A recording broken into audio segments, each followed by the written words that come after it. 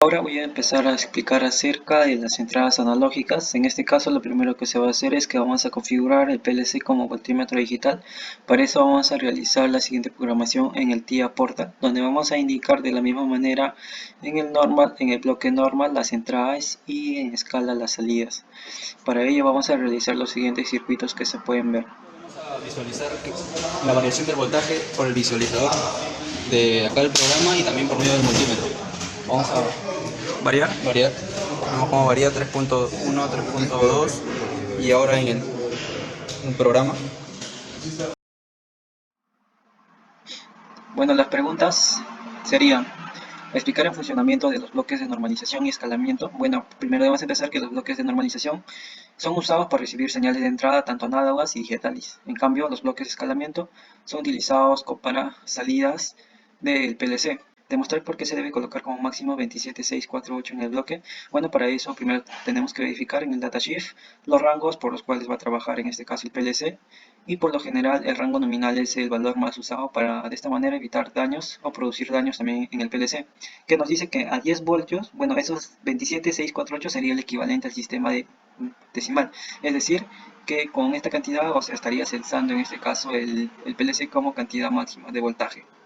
Es por eso que se utiliza como manómetro digital en bar. Para este caso también vamos a usar la misma programación, pero en este caso vamos a usar un sensor de presión de caudal, y de esta manera lo vamos a configurar también con los bloques de normal y de escala, para que de esta manera en esta sección pues nos esté marcando la presión que esté sensando, y lo debemos comparar con el manómetro para ver si hay relación. Utilizar el PLC como caudalímetro digital en litros por minuto. ¿Cuál es la relación caudal versus voltaje del sensor de caudalímetro? La relación que se halló es de 10 a 1. 10 litros por minuto equivalen a 1 voltio proveniente del sensor. Acá se pide realizar un programa en el PLC para que funcione como caudalímetro digital. Este es el programa que se realizó. Luego también nos piden explicar el funcionamiento de la válvula continua de accionamiento manual. Es como una palanca que va a hacer la simulación de un joystick que va a entregar flujo continuo. Solo lo único que va a variar es el caudal dependiendo de la necesidad del equipo pesado. Hacer un circuito hidráulico que acciona un motor hidráulico y medir el caudal, tanto con el caudalímetro y con el sensor. Este es el montaje del circuito en el módulo electrohidráulico. Y acá podemos ver que se halló el caudalímetro mide alrededor de 4.9 litros por minuto, y acá en el TIA Portal, que es mucho más exacto, 5.2 litros por minuto.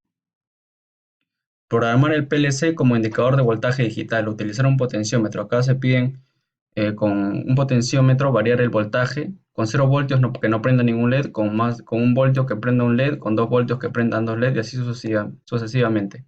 Como vemos acá, con 1 voltio va a prender un LED, con 2 voltios va a prender 2 LED, con 3 voltios va a prender 3 LED, y así sucesivamente. 1.2. Salidas analógicas. Explicar el funcionamiento de la salida analógica. El funcionamiento de la salida analógica empieza con una entrada analógica que va a ser codificada para que tenga un resultado normalizado con un valor entre 0 y 1. Hay que señalar que la entrada analógica tiene un dato entero que es de 16 bits. El valor máximo va a ser 27.648. Este dato escalar tendrá un valor entre 0 y 1, obteniendo como resultado una salida analógica codificada. ¿Para qué es el Signal Board que se ha integrado en el PLC S7200? El Signal Board que se ha integrado en el PLC S7200 es para que la configuración ingresada se convierta en una salida, mediante las salidas analógicas que están en el Signal Board. ¿Qué dirección de memoria se utiliza para la salida analógica? Para la salida analógica se utiliza la dirección de memoria, que es porcentaje QW0. ¿Entre qué rango de valores varía la salida analógica? Responder los valores en voltios en codificación decimal. La salida analógica varía entre el siguiente rango de valores que se muestra en pantalla. Como primera parte nos dice modelar el funcionamiento de un joystick que controla la posición de un cilindro hidráulico de un equipo pesado, ejemplo una excavadora o un cargador. Entonces lo que se hace primero es el circuito en la computadora, y posteriormente se procede a instalar una vez que ya se haya comprobado que este esté correctamente instalado.